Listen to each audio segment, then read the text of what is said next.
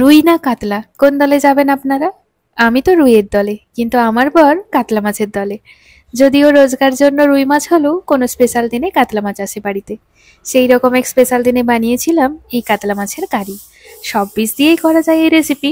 আমি করেছিলাম দাগা পেটি মিলিয়ে মিশিয়ে। আজকে সেই রেসিপিটাই শেয়ার করছি আপনাদের সাথে। চলুন দেখে নেওয়া যাক আজকের রেসিপি। কাতলা মাছের কারি বানানোর জন্য নিয়েছি 5 পিস কাতলা মাছ। দাগা পেটি মিলিয়ে মিশিয়ে নিয়েছি যেন ঝোলেও স্বাদ ঠিক থাকে, আবার মাছের টেক্সচারেও বৈচিত্র্য আসে। মাছগুলো প্রথমে খুব ভালো করে ধুয়ে নিয়েছি, তারপর মাছ থেকে জল ঝরাতে দিয়ে দিয়েছি একটা ছাঁকনিতে। জল না শুকোলে মশলা কিন্তু ভালোভাবে বসে না। এবার আসল কাজ মশলা মাখানো। খুব বেশি কিছু না, 1 চামচ হলুদ গুঁড়ো, আধা চামচ লঙ্কার গুঁড়ো আর স্বাদ মতো লবণ। এই 3টে মশলাই যথেষ্ট, কারণ কাতলা মাছ নিজেই খুব ফ্লেভারফুল। মশলা ভালো করে মাছের গায়ে ঘষে ঘষে মাখিয়ে দিচ্ছি, যেন প্রতিটা মাছ সমানভাবে মশলা মেখে নেয়। হাতে একটু সময় থাকলে মাখিয়ে 15 থেকে 20 মিনিট পর্যন্ত রেখে দিন। তাতে মশলা মাছের মধ্যে ঢুকে যায় আর রান্নার সময় স্বাদ একেবারে অন্যরকম হয়ে ওঠে। এই পর্বটুকু যত যত্ন নিয়ে করা যায় মাছের কারির বেশ ততটাই ভালো হয়। এখন আমি মাছগুলো ম্যারিনেট করে রেখে দিলাম।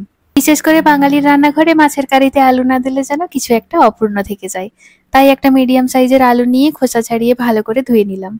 মাছের ঝোলে আলু যেন সুন্দরভাবে সেদ্ধ হয় আবার গলে না যায়, সেই জন্য আলুটা পাতলা পাতলা স্লাইস করে কেটে নিচ্ছি। না খুব মোটা না খুব পাতলা, একদম মাঝামাঝি স্লাইস করলে রান্নার সময় ভেঙে যাওয়ার ভয় থাকে না, আর মশলাটাও দারুণভাবে ঢুকে পড়ে আলুর ভেতরে। এই আলুর পাতলা স্লাইসগুলো মাছ ভাজার আগে হালকা করে ভেজে নিলেই রান্নার স্বাদ আর ঘ্রাণ দুটোই বেড়ে যায় কয়েক গুণ। এটুকু যত্নই কাতলা মাছের কারিকে করে তোলে একেবারে ঘরোয়া অথচ মন মাতানো। এবার পালা মশলার বেশ ঠিক করে তোলার। আর তার প্রথম ধাপই হলো পেঁয়াজ কাটা। আমি নিয়েছি দুটো মাঝারি সাইজের পেঁয়াজ, খোসা ছাড়িয়ে আগেই ধুয়ে পরিষ্কার করে রেখেছিলাম যেন কাটার সময় ঝামেলা না হয়। এবার সেই পেঁয়াজগুলো একদম মিহি করে কুচিয়ে নিচ্ছি, যতটা সম্ভব পাতলা করে কাটছি যেন কড়াইতে নেমে তাড়াতাড়ি নরম হয়, ক্যারামেলাইজ হতে সময় না লাগে। মিহি কুচি করলেই কিন্তু পেঁয়াজটা ঝোলে একদম গলে গিয়ে মশলার সাথে মিশে যায়। এতে ঝোলের টেক্সচারটা হয় সুন্দর গাঢ় আর ঘন। পেঁয়াজ কাটার পর এবার হাতে পড়লো টমেটো। একটা মাঝারি মাপের টমেটো নিলাম, একেবারে টাটকা, রংটা লালচে কমলা লেবুর মতো, মানে বুঝতেই পারছেন রান্নায় নামলে একটু টক স্বাদ আর রং এনে দেবে। ভালো করে ধুয়ে নিয়ে ছোট ছোট টুকরো করে কেটে নিচ্ছি। টমেটো যেন খুব বড় টুকরো না থাকে, তাহলে গলে যেতে সময় নেয়। আমার এই রান্নায় দরকার টমেটোর গলে যাওয়া টেক্সচার। সব উপকরণ গুছিয়ে রাখলে রান্নার সময় একটা আলাদা ছন্দ আসে, যেন হাতের কাছে সব সাজানো, শুধু পরপর দিয়ে যেতে হবে। এইভাবে গুছিয়ে রাখাই তো রান্নার অর্ধেক যুদ্ধ জিতে নেওয়ার মতো, কি বলেন আপনারা? রান্নায় স্বাদ যেমন দরকার তেমনই দরকার ঘ্রাণ, আর সেটাকে এনে দেয় আদা রসুন আর কাঁচা লঙ্কার এই বেসিক কিন্তু ম্যাজিক্যাল পেস্টটা। মাছের কারির মতো রান্নায় তো এটা একেবারে অপরিহার্য। তাই এবার আমি নিচ্ছি একটা মিক্সি জার, যাতে সহজে পেস্ট বানানো যায়। প্রথমে নিয়ে নিলাম পরিমাণ মতো রসুন, রসুনের পরে নিচ্ছি সমপরিমাণ আদা। রসুন আর আদার ভারসাম্য ঠিক থাকলে মাছের কারির আসল গন্ধ আর স্বাদটা ফুটে ওঠে। তারপর দিয়েছি দুটো কাঁচা লঙ্কা। যারা ঝাল খান তারা চাইলে আর একটা বাড়িয়ে নিতে পারেন, কিন্তু আমি আজকে একটু ব্যালেন্সড ঝাল রাখছি যেন সবার খাওয়ার উপযোগী হয়। এই 3টে উপকরণ একসাথে মিক্সিতে দিয়ে একদম মিহি করে পেস্ট বানিয়ে নিলাম। এবার রান্নার সবচেয়ে গুরুত্বপূর্ণ ধাপগুলোর একটা, মাছ ভাজা। কারণ মাছ যদি ভালোভাবে না ভাজা হয় তাহলে স্বাদ যেমন ঠিক মতো বেরোয় না, তেমনি চলে গিয়েও গলে যেতে পারে। তাই এবার আমি একটা কড়াই চড়িয়ে দিলাম গ্যাসে, কড়াইটা একটু গরম হতে দিচ্ছি। কড়াইটা গরম হয়ে এলে তাতে দিয়ে দিলাম পরিমাণ মতো সর্ষের তেল। কাতলা মাছের কারিতে সর্ষের তেল না হলে কিন্তু সেই বাঙালিয়ানা স্বাদটাই আসবে না। তেলটা ধোয়া ওঠা পর্যন্ত গরম করলাম। এই ধাপে যদি তেল ঠিকভাবে গরম না হয় তাহলে কাঁচা গন্ধ থেকে যাবে। এবার একে একে মাছের টুকরোগুলো দিয়ে দিলাম কড়াইয়ে। মাছ কড়াইয়ে দেওয়ার পরপরই উল্টে দিতে নেই, আগে এক পিঠ ভালো করে ভাজা দরকার। তাই একটু সময় নিয়ে অপেক্ষা করছি।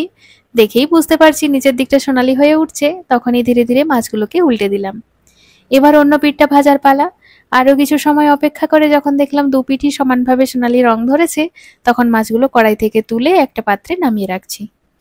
মাছ ভাজার পর সেই কড়াইতেই শুরু হচ্ছে মূল মশলার রান্না।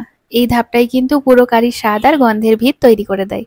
তাই এই পর্বে আর কোনো তাড়াহুড়ো নয়, একদম ধৈর্য আর যত্ন নিয়ে রান্না। প্রথমে মাছ ভাজার পর যেটুকু তেল কড়াইতে ছিল সেটাকেই কাজে লাগাচ্ছি। সেই গরম তেলেই দিয়েছি একটা শুকনো লঙ্কা, একটা তেজপাতা আর 1 চা-চামচ পরিমাণ গোটা জিরে। তেল গরম ছিল বলে শুকনো লঙ্কা ফোড়নেই সুন্দর একটা ঝাঁঝালো গন্ধ বেরোতে শুরু করলো, আর তেজপাতার ঘ্রাণ মিশে কিচেনে একটা ঘরোয়া কিন্তু মন কাড়া ভাব তৈরি করে দিল। গোটা জিরে যখন ফোড়ন দিয়ে ফটফট করে উঠলো, বুঝে গেলাম এখন পেঁয়াজ দেওয়ার সময়। এরপর কড়াইতে দিয়ে দিলাম আগে থেকে মিহি করে কুচিয়ে রাখা পেঁয়াজ। আর যেহেতু মাছের গ্রেভিতে পেঁয়াজটাই বেশ হিসাবে কাজ করে, তাই সময় নিয়ে পেঁয়াজটা ভেজে নিচ্ছি। ধীরে ধীরে রং ধরছে হালকা সোনালি থেকে একটু গাঢ় বাদামি। এই সময়টাই কড়াইয়ে হাত থেমে গেলে চলবে না, না হলে এক পাশ পুড়ে যাবে আর এক পাশ কাঁচা থেকে যেতে পারে। তাই নাড়তে নাড়তেই ধৈর্য ধরে ভাজলাম। পেঁয়াজ ভাজা হয়ে গেলে এবার এলো মশলা দেওয়ার পালা। 1 চা চামচ করে হলুদ গুঁড়ো, লঙ্কার গুঁড়ো, জিরে গুঁড়ো আর ধনে গুঁড়ো দিয়ে দিলাম। এই 4টে গুঁড়ো মশলা একসাথে কড়াইতে দিয়ে একটু করে জল ছিটিয়ে ভালো করে মিশিয়ে নিলাম, যাতে কষাতে গিয়ে মশলা পুড়ে না যায়। এই মশলাগুলো মিশিয়ে কষাতে কষাতে সেই পরিচিত ঝোলের গন্ধ ভেসে উঠতে লাগলো। একটু পরে মশলা কষা হয়ে এলে দিয়ে দিলাম আগে থেকে তৈরি করে রাখা আদা, রসুন আর কাঁচা লঙ্কার সেই ঘন পেস্ট। এই পেস্টটাই ধীরে ধীরে কষিয়ে নিচ্ছি, যেন কাঁচা গন্ধ একদম চলে যায় আর তেলটা আলাদা হয়ে উপরে উঠে আসে। মশলা থেকে হালকা করে তেল ছাড়ছে। এবার দিয়ে দিলাম ছোট করে কাটা টমেটো। টমেটো যেমন রং আনে, তেমনই ঝোলের গায়ে একটা নরম টক মিষ্টি স্বাদও এনে দেয়। এবার আবারও শুরু হলো কষানোর পালা। সবকিছু মিশিয়ে ধৈর্য ধরে টমেটো গলে যাওয়া পর্যন্ত কষিয়ে নিলাম। এই ধাপে কোনো শর্টকাট নেই।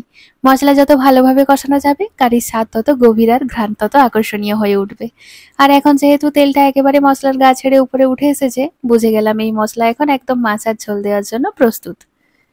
মশলা থেকে যখন সুন্দরভাবে তেল ছেড়ে এলো, তখন আগে থেকে পাতলা করে স্লাইস করে ভেজে রাখা আলুগুলো এক এক করে দিয়ে দিলাম কড়াইতে।